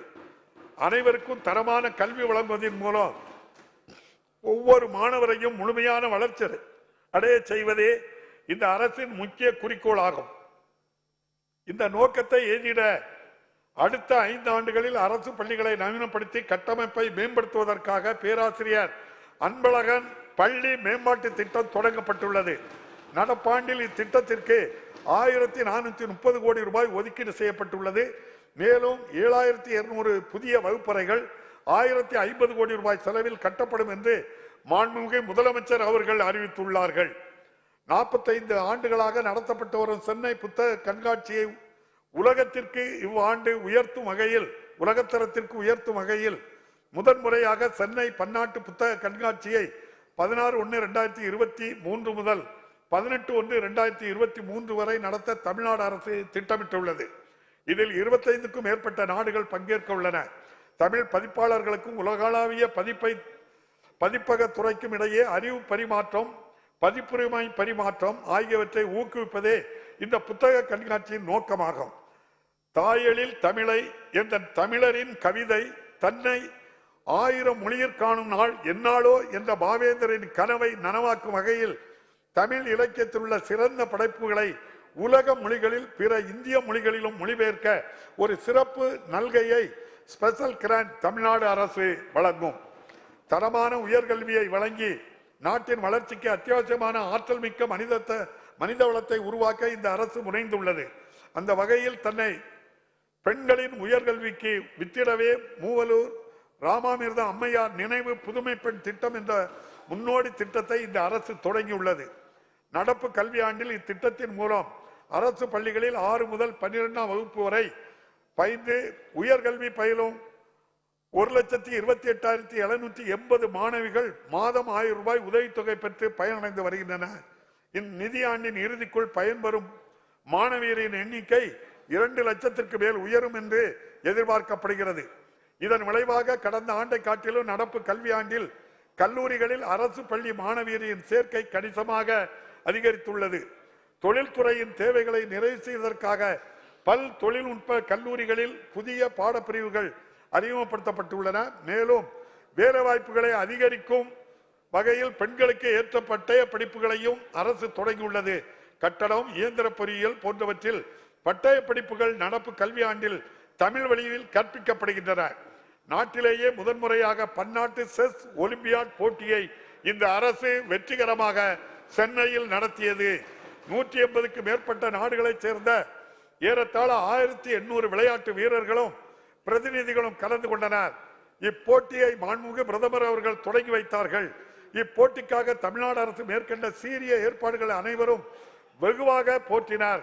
உலகமே வியக்கும் வகையில் மிக குறுகிய காலத்தில் இந்த பன்னாட்டு போட்டியை சிறப்பாக நடத்தி காட்டிய தமிழ்நாடு அரசை நான் மனமாற பாராட்டுகிறேன். மாநிலம் முழுவதும் விளையாட்டு திறனை ஊக்குவித்திட முதலமைச்சர் கோப்பைக்கான போட்டிகளை அரசு அறிவித்துள்ளது. இப்போட்டிகளில் பள்ளி, கல்லூரி மாணவ மாணவியர், மாற்றுத்திறனாளிகள், அரசு பணியாளர்கள், பொதுமக்கள் என 5 பிரிவுகளில் ஆண் பெண் இருபாலரும் பங்கேற்கும் வகையில் தடகளம், கால்பந்து, கபடி, சிலம்பாட்டம் உள்ளிட்ட பல்வேறு விளையாட்டு போட்டிகள் மாநிலம் அங்கு நடத்தப்பட்டுள்ளன. உலகளவில் தொழில்நுட்பம் மற்றும் புதுமை திறன் உச்சி மாநாடு உமேஜின் முதன்முறையாக சென்னையில் வரும் மார்ச் மாதத்தில் நடைபெற உள்ளது. தொழில்நுட்ப நிறுவனங்கள், முதலீட்டாளர்கள், கல்வியாளர்கள், தொழில்நுட்பத்துறை முன்னோடிகள் ஆகியோரை ஒரே தளத்தில் ஒருங்கிணைத்து தொழில்நுட்பத்துறைக்கு புதிய உத்வேகத்தை இம்மாநாடு ஏற்படுத்தும். 1920ஆம் ஆண்டு சென்னை மாநகராட்சியில் நீதி கட்சியின் ஆட்சி காலத்தில் தொடங்கப்பட்ட மதிய உணவு திட்டம் பல்வேறு காலங்களில் தொடர்ந்து விரிவுபடுத்தப்பட்டு நாட்டிற்கே முன்மாதிரியாக இன்று திகழ்கிறது. ஏழை எளிய மாணவர்கள் அதிக அளவில் பள்ளிகளில் சேர்வதற்கும் தொடர்ந்து பயில்வதற்கும் இத்திட்டம் பெரும் பங்காற்றியுள்ளது. இதன் அடுத்த பரிமாணமாக கல்வி கற்கும் கனவுகள் பல சுமந்து கொண்டு வெறும் வயிற்றுடன் காலையில் பள்ளிக்கு வரும் குழந்தைகள் கல்வியில் கவனம் செலுத்த இயலாத நிலையை களைய முதலமைச்சரின் காலை உணவு திட்டம் அறிமுகப்படுத்தப்பட்டுள்ளது. முதற்கட்டமாக 1545 அரசு தொடக்க பள்ளிகளில் திட்டம் சிறப்பாக செயல்படுத்தப்பட்டு 1,14,000 மாணவர்கள் தினமும் பயன்பெறுகின்றனர். மதிய உணவு திட்டம் போன்றே இத்திட்டமும் நமது நாட்டிற்கே முன்னோடியாக விளங்கும் என நான் உறுதியாக நம்புகிறேன். தமிழ்நாடு பல்துறைகளில் தலை சிறந்து விளங்கவும் நமது மக்களின் வாழ்க்கை தரத்தை வளர்ந்த நாடுகளுக்கு நிகராக உயர்த்தவும் 2030ஆம் ஆண்டிற்குள் $1 டிரில்லியன் பொருளாதார வளர்ச்சி இலக்கை அடைய வேண்டும் என மாண்புமிகு முதலமைச்சர் அவர்கள் இலக்கிட்டுள்ளார்கள். இந்த அரசால் மேற்கொள்ளப்பட்ட பல முதலீட்டு மாநாடுகள், உலகளவில் முதலீடுகளை ஈர்க்க மேற்கொண்ட முன்னெடுப்புகள் ஆகியவற்றின் பயனாக ஜூலை 2021 முதல் இன்று வரை 207 புரிந்துணர்வு ஒப்பந்தங்கள் கையெழுத்திடப்பட்டுள்ளன. இதனால் 2,23,210 கோடி ரூபாய் முதலீடும் 3,44,150 நபர்களுக்கான வேலை வாய்ப்புகளும் உறுதி செய்யப்படும். இக்காலகட்டத்தில் 28,232 கோடி ரூபாய் அந்நிய முதலீட்டை தமிழ்நாடு ஈர்த்துள்ளது என்பதும் குறிப்பிடத்தக்கது.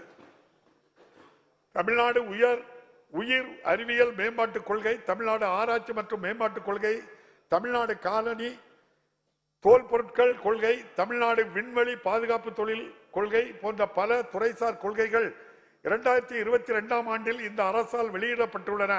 மேலும் எரிபொருட்களில் எத்தனால் சேர்த்தல், பசுமை ஹைட்ரஜன், மின் வாகனங்களுக்கான கொள்கைகள் ஆகியவை மிக விரைவில் வெளியிடப்படும். சென்னை தவிர பிற நகரங்களில் தகவல் தொழில்நுட்ப நிறுவனங்கள் அமைந்திட உகந்த சூழலை உருவாக்க 7 இடங்களில் மினி டைடல் பூங்காக்கள் அமைக்கப்பட்டு வருகின்றன. மேலும் மாநிலத்தின் 3வது டைடல் பூங்கா மதுரையில் ரூபாய் 600 கோடி மதிப்பீட்டில் நிறுவப்படும். காஞ்சிபுரம் மாவட்டம் பரந்தூரில் ஒரு புதிய பன்னாட்டு விமான நிலையத்தை அமைப்பதற்கான ஆயத்த பணிகளை மாநில அரசு தொடங்கியுள்ளது. இது நமது மாநிலத்தின் அதிகரித்து வரும் விமான போக்குவரத்து தேவைகளை நிறைவு செய்வதோடு அப்பகுதி மக்களின் வாழ்வாதார மேம்பாட்டிற்கும் மாநிலத்தின் பொருளாதார வளர்ச்சிக்கும் வழிகோலும். கோவிட் பெருந்தொற்றால் கடும் பாதிப்புக்குள்ளான குறு சிறு மற்றும் நடுத்தர நிறுவனங்கள் அரசு மேற்கொண்ட பல்வேறு நடவடிக்கைகளால் பெருமளவில் மீண்டு வந்துள்ளன.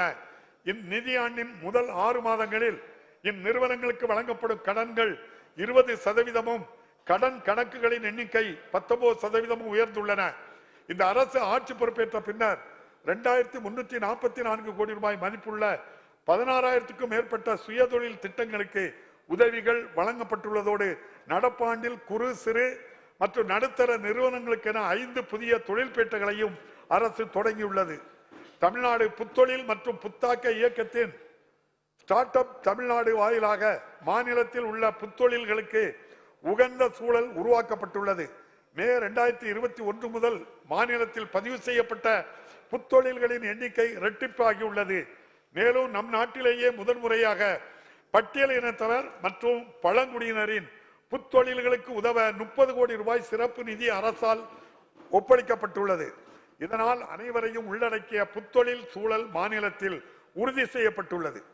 தமிழ்நாட்டு இளைஞர்கள் உலகத்தரம் வாய்ந்த திறன் பயிற்சி பெற்று திறமையிலும் தகுதியிலும் சிறந்து விளங்கிட நான் முதல்வன் திட்டத்தை அரசு தொடங்கியுள்ளது. கற்கும் கல்விக்கும் தொழில்துறைகளின் தேவைக்கும் இடையே உள்ள இடைவெளியை நிறைவு செய்து வேலைவாய்ப்புகளை பெற்றுத்தரக்கூடிய திறன் பயிற்சிகளும் தொழில் சார்ந்த பயிற்சிகளும் மாணவர்களுக்கு வழங்கப்படுகின்றன. இத்தகைய சீரிய முன்னெடுப்புகளின் மூலம் 3 லட்சம் பொறியியல் கல்லூரி மாணவர்களுக்கு திறன் பயிற்சிகள் வழங்கப்படுகின்றன. மேலும் 4 லட்சம் கலை மற்றும் அறிவியல் கல்லூரி மாணவர்களும் இதன் மூலம் பயனடைவர். கல்லூரி படிப்பு முடியும் தருவாயிலேயே மாணவர்களின் கல்வி தகுதிக்கேற்ப வேலை வாய்ப்பினை உறுதி செய்வதோடு தொழில் நிறுவனங்களில் பணியாற்ற திறன்மிகு மாணவர்களை உருவாக்குவதும் இத்திட்டத்தின் முக்கிய நோக்கமாகும். கிராமப்புற பகுதிகளில் அடிப்படை வசதிகளை ஏற்படுத்தி கட்டமைப்புகளை மேம்படுத்தி வாழ்வாதார திட்டங்களின் மூலம் வறுமையை அகற்றிடும் முயற்சிகளில் இந்த அரசு முழுமையாக ஈடுபட்டுள்ளது. மாநிலத்தில் உள்ள அனைத்து கிராம குடியிருப்பு பகுதிகளிலும் சமமான முழுமையான வளர்ச்சியை உறுதி செய்யும் நோக்கத்துடன் அனைத்து கிராம அண்ணாமலை திட்டம் இந்த அரசால் மீண்டும் செயல்படுத்தப்பட்டு வருகின்றது. 2022-23ஆம் ஆண்டில் மொத்தம் 1,155 கோடி ரூபாய் மதிப்பீட்டில் 2,544 ஊராட்சிகளில் பணிகள் மேற்கொள்ளப்பட்டு வருகின்றன. மக்கள் அனைவரும் ஒற்றுமையுடன் சகோதர உணர்வுடன் வாழ வேண்டும் என்ற உயரிய நோக்கத்துடன் முத்தமிழறிஞர் கலைஞர் அவர்களால் கொண்டு வரப்பட்ட பெரியார் நினைவு சமத்துவபுரம் திட்டத்தை இந்த அரசு மீட்டெடுத்து வருகின்றது. முதற்கட்டமாக 149 சமத்துவபுரங்களில் 190 கோடி ரூபாய் மதிப்பீட்டில் மேற்கொண்ட புதுப்பிக்கும் பணிகள் முடிவடையும் தருவாயில் உள்ளன. அதேபோல் நகர்ப்புற பகுதிகளில் கட்டமைப்பு வசதிகளை மேம்படுத்திட வரும் 4 ஆண்டுகளில் 20,990 கிலோமீட்டர் நீளமுள்ள நகர்ப்புற சாலைகள் 9,588 கோடி ரூபாய் செலவில் மேம்படுத்தப்படும் என சென்ற கூட்டத்தொடரில் மாண்புமிகு முதலமைச்சர் அவர்கள் அறிவித்தார்கள். இப்பணிகள் விரைவில் முடிக்கப்படும். 53 இடங்களில் தேங்கியுள்ள பழைய கழிவுகளை லீகசி வேஸ்ட் சுற்றுச்சூழலுக்கு உகந்தவாறு உயிரி அகழ்ந்தெடுத்தல் பயோமைனிங் முறையில் அப்புறப்படுத்தி நிலங்கள் மீட்டெடுக்கப்பட உள்ளன. இதற்காக ரூபாய் 122 கோடி ரூபாய் ஒதுக்கீடு செய்யப்பட்டுள்ளது. இதுவரை 369 ஏக்கர் நிலங்கள் மீட்டெடுக்கப்பட்டு பசுமையான பகுதிகளாக மாற்றப்பட்டு வருகின்றன. மக்களின் குடிநீர் தேவைகளை நிறைவு செய்வதற்காக 15,734 கோடி ரூபாய் மதிப்பீட்டில் 103 கூட்டு குடிநீர் திட்டங்களுக்கு உயிர்நீர் இயக்கத்தின் கீழ் ஜல்ஜீவன் மிஷன் அரசு ஒப்புதல் அளித்துள்ளது. மேலும் நகர்ப்புற பகுதிகளுக்கு குடிநீர் வழங்கும் பணிகளுக்காக அம்ருத் திட்டத்தின் கீழ் 3,166 கோடி ரூபாய் ஒப்புதல் அளிக்கப்பட்டுள்ளது. இதன் மூலம் மாநிலம் முழுவதும் 1,64,00,000 மக்கள் பயன்பெறுவார்கள். நகரங்களின் திட்டமிட்ட வளர்ச்சியை உறுதி செய்யவும் முறைப்படுத்தவும் 6 புதிய நகர வளர்ச்சி குழுமங்கள் அமைக்கப்பட்டுள்ளன. சென்னையும் அதை சுற்றியுள்ள பகுதிகளும் மிக வேகமாக வளர்ச்சியடைந்து வருகின்றன. இப்பெருநகர தொகுப்பின் அடிப்படை தேவைகளை நிறைவு செய்து பொருளாதார வளர்ச்சிக்கு வித்திடும் வகையில் சென்னை பெருநகரின் எல்லை 5 மடங்காக 5,904 சதுர கிலோமீட்டர் அளவிற்கு விரிவாக்கப்பட்டுள்ளது. சென்னை பெருநகர பகுதிக்கான போக்குவரத்து திட்டங்களை தயாரிக்கவும் பல்வேறு துறைகளால் செயல்படுத்தப்படும் போக்குவரத்து அமைப்புகளையும் சேவைகளையும் ஒருங்கிணைத்திடவும் சென்னை ஒருங்கிணைந்த பெருநகர போக்குவரத்து குழுமம் கும்டா 2010 ஆண்டில் அமைக்கப்பட்டது. பல ஆண்டுகளாக செயல்படாமல் இருந்த இக்குழுமத்திற்கு இந்த அரசு புத்துயிர் அளித்துள்ளது. கடந்த நவம்பர் மாதத்தில் இக்குழுமத்தின் முதல் கூட்டம் மாண்புமிகு முதலமைச்சர் அவர்களின் தலைமையில் நடைபெற்றது. ஒருங்கிணைந்த பயணச்சீட்டு முறை, பல்வேறு போக்குவரத்து திட்டம், பெண்களுக்கும் மாணவர்களுக்கும் பாதுகாப்பான பயணத்தை உறுதி செய்தல் ஆகியவை மேற்கொள்ளப்படும். சென்னை பெருநகரின் வேகமான வளர்ச்சி நீடித்து நிலைக்கத்தக்கதாக இருக்க வேண்டுமெனில் இந்த பெருநகரை சுற்றியுள்ள பகுதிகளில் திட்டமிட்ட வளர்ச்சி அவசியம் என்பதை இந்த அரசு முழுமையாக உணர்ந்துள்ளது. இந்த வகையில் சென்னைக்கு அருகே உள்ள மாடம்பாக்கத்தில் 600 ஏக்கர் பரப்பளவில் நிலத்திரட்டு பூலி முறையில் புதிய வளர்ச்சி பகுதியை உருவாக்குவதற்கான ஒரு முன்னோடி முயற்சி சென்னை பெருநகர வளர்ச்சி குழுமத்தால் மேற்கொள்ளப்பட்டு வருகின்றது. நில உரிமையாளர்களின் ஒப்புதலோடு நிலங்களை பெற்று திரட்டி திட்டமிட்ட வளர்ச்சிக்கு ஏதுவாக பல்வேறு நில பயன்பாடுகளுக்கு ஏற்றவாறு அவற்றை நில வகைப்பாடு செய்து நில உரிமையாளர்களுக்கு பங்கீடு செய்து வழங்கி புறநகர் வளர்ச்சிக்கு வித்திடும் பணிகள் விரைவாக நடைபெற்று வருகின்றன. பெரும்பாலான நில உரிமையாளர்கள் மனம் வந்து ஒப்புதல் அளித்துள்ள இப்பணிகள் விரைவில் நிறைவேறும். இதன் அடுத்த கட்டமாக இதே நிலத்திரட்டு முறையை பின்பற்றி கிழக்கு கடற்கரை சாலையை ஒட்டி மாமல்லபுரம் அருகே புதிய துணை நகரம் ஒன்று அமைக்கப்படும். இச்சாலையும் 4 வழிச்சாலையாக தரம் உயர்த்தப்படுவதால் சென்னை பெருநகர பகுதியின் அடுத்த கட்ட வளர்ச்சிக்கு அச்சாணியாக இத்திட்டம் விளங்கும்.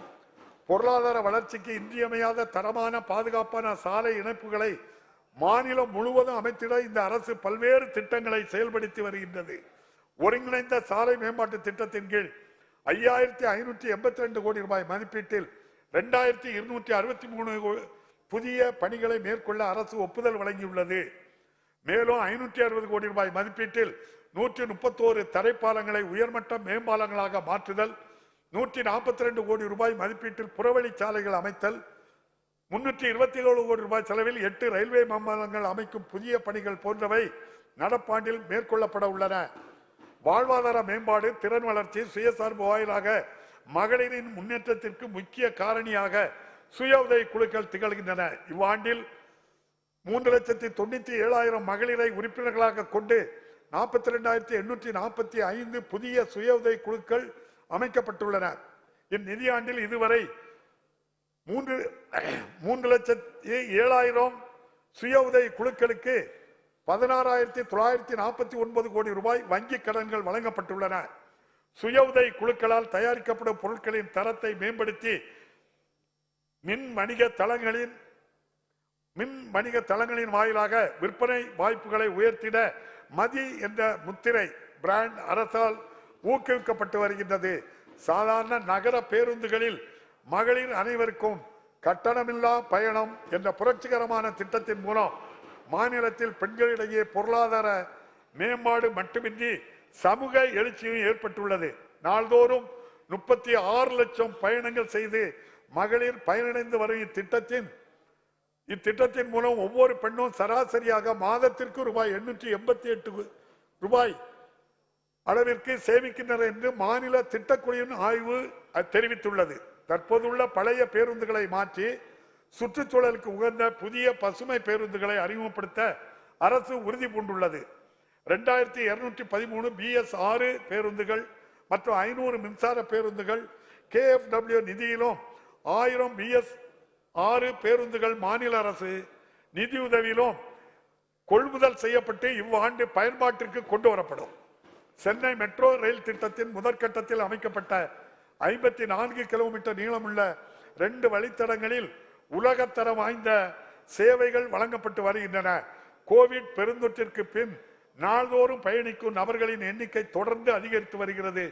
2022ஆம் ஆண்டில் ஜூன் மாதத்தில் நாள் ஒன்றுக்கு 1,76,000 பயணிகள் என்று இருந்த எண்ணிக்கை டிசம்பர் மாதத்தில் 2,07,000 ஆக உயர்ந்துள்ளது. 2,07,000 உயர்ந்துள்ளது. 63,246 கோடி ரூபாய் மதிப்பில் 118.9 கிலோமீட்டர் நீளமுள்ள சென்னை மெட்ரோ ரயிலின் 2ஆம் கட்ட பணிகள் துரிதமாக செயல்படுத்தப்பட்டு வருகின்றன. மாநிலத்தில் குவிந்து கிடக்கும் சுற்றுலா வளர்ச்சிக்கான வாய்ப்புகளை பயன்படுத்தி சுற்றுலா சார்ந்த பொருளாதாரத்தை மேம்படுத்துவதற்கு ஒரு ஒருங்கிணைந்த அணுகுமுறையை அரசு பின்பற்றுகிறது. சுற்றுலா பயணிகளுக்கு தனித்துவமான அனுபவங்களை ஏற்படுத்தவும் உள்ளூர் மக்களுக்கு வாழ்வாதார வாய்ப்புகளை உருவாக்குவதற்கும் அதிகம் அறியப்படாத சுற்றுலா தலங்களில் சாகச சுற்றுலா சுற்றுச்சூழல் சுற்றுலா மையங்கள் அமைக்கப்பட்டு வருகின்றன. ஒப்பாரும் மிக்காரும் இல்லா தமிழ் மாமன்னர் ராசராச சோழனின் அரும் பெருமைகளை போற்றும் நோக்குடன் அவரது பிறந்த நாளான சதய விழா இனி அரசு விழாவாக கொண்டாடப்படும் என அரசு அறிவித்துள்ளது. மேலும் சோழ பேரரசின் புகழை காட்சிப்படுத்தும் வகையில் ராசராச சோழனின் மணிமண்டபம் புதுப்பிக்கப்பட்டு மெருகேற்றப்படும் எனவும் உலகாண்ட தமிழ் மாமன்னர் ராசேந்திர சோழரின் பிறந்த நாளான ஆடி திருவாதிரை இனி அரசு விழாவாக கொண்டாடப்படும் எனவும் மாண்புமிகு முதலமைச்சர் அவர்கள் அறிவித்துள்ளார்கள். மாநிலத்தில் உள்ள தொல்பொருள் மற்றும் வரலாற்று நினைவு சின்னங்கள் செழுமையான மரபினை பாதுகாப்பதற்கான தீவிர நடவடிக்கைகள் அரசால் மேற்கொள்ளப்பட்டு வருகின்றன. கீழடி அகழ்வாயில் கிடைத்த தொல்பொருட்களை காட்சிப்படுத்துவதற்காக அமைக்கப்படும் உலக தரம் வாய்ந்த அருங்காட்சியகத்தின் கட்டுமான பணிகள் நிறைவடையும் தருவாயில் உள்ளன. இதுபோன்று ஆதிச்சநல்லூர், கொற்கை, சிவகலை ஆகிய பகுதிகளில் அகழ்ந்தெடுக்கப்பட்ட தொல்பொருட்களை காட்சிப்படுத்துவதற்கான பொருணை அருங்காட்சியகம் அமைக்கும் பணிகளும் நடைபெற்று வருகின்றன. இந்த அரசு ஆட்சி பொறுப்பேற்றதிலிருந்து கோவில் நிலையங்களையும் உடைமைகளையும் பாதுகாப்பதற்கு தேவையான அனைத்து நடவடிக்கைகளையும் எடுத்து வருகின்றது. இதுவரையில் 3657 கோடி ரூபாய் மதிப்புள்ள நிலங்களும் சொத்துக்களும் மீட்டெடுக்கப்பட்டுள்ளன. மகத்தான இப்பணிகளுக்காக தமிழ்நாடு அரசிற்கு என் மனமார்ந்த பாராட்டுகளை தெரிவித்துக் கொள்கிறேன். இந்த ஆண்டு 158 கோடி ரூபாய் மதிப்பீட்டில் 34 கோயில்களின் புதிய கட்டுமான பணிகளை அரசு தொடங்கியுள்ளது. மேலும் திருச்செந்தூர் திருக்கோவில் பகுதியில் 300 கோடி ரூபாய் மதிப்பீட்டில் பெருந்திட்ட வளாக பணிகள் தொடங்கப்பட்டுள்ளன. அனைவரையும் உள்ளடக்கிய வளர்ச்சி என்ற கொள்கையுடன் செயல்படும் இந்த அரசு சமூகத்தின் விளிம்பு நிலையில் உள்ள அடித்தட்டு மக்கள் அனைவரும் சமூக பொருளாதார கல்வி மேம்பாட்டினை அடைவதற்காக பல்வேறு சிறப்பு திட்டங்களை செயல்படுத்தி வருகிறது. ஆயுதிராவிடர் மற்றும் பழங்குடியின மாணவர்களுக்கான புதிய விடுதி கட்டடங்கள், திறன்மிகு வகுப்பறைகள் அமைத்தல், உண்டு உறைவிட பள்ளிகளை மேம்படுத்தல் உள்ளிட்ட பல்வேறு பணிகள் 425.40 கோடி ரூபாய் மதிப்பீட்டில் மேற்கொள்ளப்பட்டு வருகின்றன. மாநிலம் முழுவதும் வீடின்றி வசித்து வரும் அழிவின் விளிம்பில் உள்ள பழங்குடியினருக்கு 1537 வீடுகள் கட்டும் பணிகள் நடைபெற்று வருகின்றன. வனங்களில் வசிக்கும் பழங்குடியின மக்களின் உரிமைகளை உறுதி செய்யும் பொருட்டு கடந்த 1.5 ஆண்டுகளில் வன உரிமை சட்டம் 2006 கீழ் 2293 பழங்குடியின குடும்பங்களுக்கு வன உரிமைகள் வழங்கப்பட்டுள்ளன. தமிழ்நாட்டில் சமூக நீதியை நிலைநாட்டி சமூகத்தில் பின்தங்கியுள்ள மக்களின் முன்னேற்றத்தினை உறுதி செய்யும் வகையில் சிறப்பான இடஒதுக்கீடு முறையை தமிழ்நாடு அரசு பின்பற்றி வருகிறது. பொருளாதாரத்தில் பின்தங்கிய பிரிவினருக்கு 10% இடஒதுக்கீடு வழங்கப்பட்டுள்ளது. சமூக நீதி கொள்கைகளுக்கு எதிராக 10% இடஒதுக்கீடு கொள்கை சமூக நீதி கொள்கைக்கு எதிராக உள்ளதால் தற்போது நமது மாநிலத்தில் பின்பற்றப்படும் இடஒதுக்கீடு முறையே தொடரும் என்ற கொள்கையை கோட்பாட்டில் இருந்து இந்த அரசு உறுதியாக உள்ளது. சமூகத்தில் பின்தங்கியுள்ளோரின் பொருளாதார மேம்பாட்டை உறுதி செய்ய தமிழ்நாடு பிற்படுத்தப்பட்டோர் பொருளாதார மேம்பாட்டுக் கழகம், தமிழ்நாடு சிறுபான்மையினர் பொருளாதார மேம்பாட்டுக் கழகம் ஆகியவற்றின் மூலம் 210 கோடி ரூபாய் அளவிற்கு கடன்கள் வழங்குவதற்கு நடவடிக்கை மேற்கொள்ளப்பட்டு வருகின்றன. கண்ணை இமை காப்பது போல் சிறுபான்மையினர் உரிமைகளையும் நலன்களையும் பாதுகாக்க பல்வேறு நடவடிக்கைகளை இந்த அரசு மேற்கொண்டு வருகிறது. கட்சி மற்றும் செருசலேமுக்கு புனித பயணம் மேற்கொள்ளும் பயணிகளுக்கு மானியம் வழங்கும் திட்டம் தொடர்ந்து செயல்படுத்தப்படும். சமூகத்தில் நலிவடைந்த பிரிவினரின் நிலையை மேம்படுத்துவதை இந்த அரசு நோக்கமாக கொண்டுள்ளது. மாற்றுத்திறனாளிகள் பெறும் மாதாந்திர ஓய்வூதியத்தை ரூபாய் 1000 இருந்து 1500 ரூபாயாகவும், தங்களை தாங்களே பராமரித்துக் கொள்ள இயலாத மாற்றுத்திறனாளிகளுக்கு பராமரிப்பு உதவித்தொகையை ரூபாய் 1500 ரூபாயிலிருந்து 2000 ரூபாயாகவும் உயர்த்த மாண்புமிகு முதலமைச்சர் அவர்கள் ஆணையிட்டு வழங்கப்பட்டு வருகிறது. இதற்காக ஆண்டொன்றுக்கு 388 கோடி ரூபாய் கூடுதல் செலவினம் ஏற்படும். இதனால் மாநிலம் முழுவதும் உள்ள 6,45,000 மாற்றுத்திறனாளிகள் பயன்பெறுவார்கள். அரசு பணியாளர்களின் நலனை கருத்தில் கொண்டு சுமார் 16 லட்சம் அரசு அலுவலர்கள், ஆசிரியர்கள், ஓய்வூதியதாரர்கள், குடும்ப ஓய்வூதியதாரர்கள் பயன்பெறும் வகையில் இந்த அரசு 1/1/2023 முதல் அகவிலைப்படையை 34% 38% உயர்த்தி வழங்கியுள்ளது. இதனால் ஆண்டொன்றுக்கு அரசுக்கு 2359 கோடி ரூபாய் கூடுதல் செலவினம் ஏற்படும்.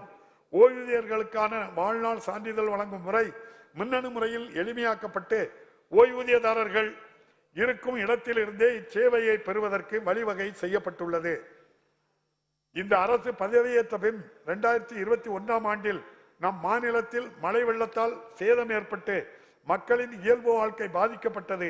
அந்த பேரிடரை எதிர்கொண்ட அனுபவத்தில் அடிப்படையில் சமீபத்தில் ஏற்பட்ட புயலையும் கனமழையையும் இந்த அரசு மிகச் சிறப்பாக கையாண்டது. கோவிட் பெருந்தொற்று உள்ளிட்ட பல்வேறு காரணங்களால் மாநிலத்தின் பொருளாதார தேக்க நிலையை அடைந்திருந்தது. கடந்த 1.5 ஆண்டுகளில் இந்த அரசு மேற்கொண்ட பொருளாதார சீர்திருத்தங்களாலும் நலத்திட்டங்களாலும் வளர்ச்சி பணிகளாலும் இந்நிலை மாறி தற்போது தமிழ்நாடு வளர்ச்சி பாதையில் முன்னேறி செல்கிறது. சட்டம் ஒழுங்கை சிறப்பாக நிலைநாட்டுவதால் தமிழ்நாடு தொடர்ந்து அமைதி பூங்காவையாக திகழ்கிறது. இதனால் பன்னாட்டு முதலீடுகளை ஈர்த்து அனைத்து துறைகளிலும் முதன்மை மாநிலமாக தமிழ்நாடு திகழ்கிறது. சமூக நீதி, சுயமரியாதை, அனைவரையும் உள்ளடக்கிய வளர்ச்சி, சமத்துவம், பெண்ணுரிமை, மத நல்லிணக்கம், பல்லுயிர் ஓம்புதல் ஆகிய கொள்கைகள் இவ்வரசின் அடித்தளமாக அமைந்துள்ளன.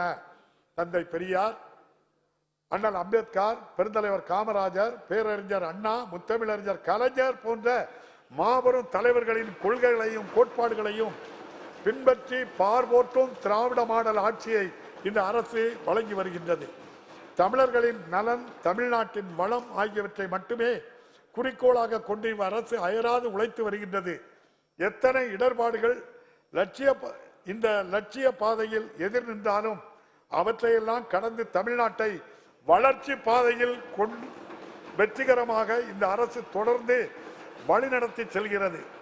இவ்வாண்டில் மக்கள் நலனுக்காகவும் மாநிலத்தின் சமூக பொருளாதார வளர்ச்சிக்காகவும் உரிய சட்டங்களை இயற்றி சட்டமன்ற விவாதங்களில் தங்களது அரிய கருத்துக்களை வழங்கி இந்த அரசின் செயல்பாட்டிற்கு நீங்கள் அனைவரும் உறுதுணையாக இருப்பீர்கள் என்று நம்புகின்றேன்.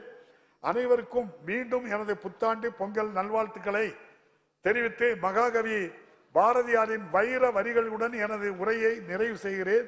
வாழிய செந்தமிழ், வாழ்க நற்றமிழர், வாழிய பாரத மணித்திருநாடு. மாண்புமிகு முதல்வர் அவர்கள் மைக்கு.